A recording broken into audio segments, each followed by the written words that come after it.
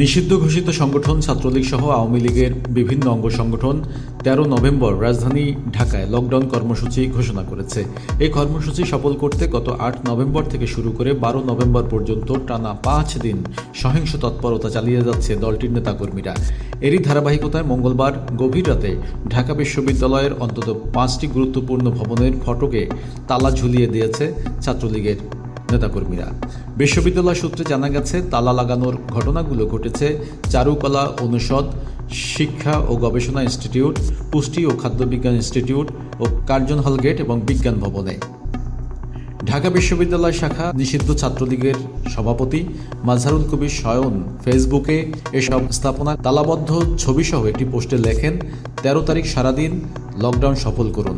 একই ছবি নিজের ফেসবুক টাইমলাইনে শেয়ার করে যুবলীগের কেন্দ্রীয় কমিটির সদস্য এইচ.এম. আলামিন আহমেদ লেখেন, দেখে শান্তি পেলাম, ঢাকা বিশ্ববিদ্যালয়ে লকডাউন, ১৩ তারিখ সারাদিন লকডাউন সফল করুন। তিনি আরও লেখেন, এদেশের সকল স্বাধীনতা সংগ্রামের সূতিকাগার ঢাকা বিশ্ববিদ্যালয়। সেই বিশ্ববিদ্যালয়কে স্বাধীনতা বিরোধী অপশক্তির হাত থেকে মুক্ত করে স্বাধীনতা ও সার্বভৌমত্বের পক্ষে শক্তি অবস্থান নিতে হবে। লকডাউন বিএসএল তালা লাগানো হয়েছে। এ বিষয়ে জানতে চাইলে ঢাকা বিশ্ববিদ্যালয়ের অ্যাসিস্ট্যান্ট প্রক্টর সহযোগী অধ্যাপক ডক্টর মোহাম্মদ রফিকুল ইসলাম বলেন, তালা লাগানোর ঘটনাটি সত্য।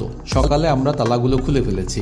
ক্যাম্পাসে নিরাপত্তা আরও জোরদার করার জন্য কাজ চলছে এবং সিকিউরিটি অফিসারকে এ বিষয়ে নির্দেশনা দেওয়া হয়েছে।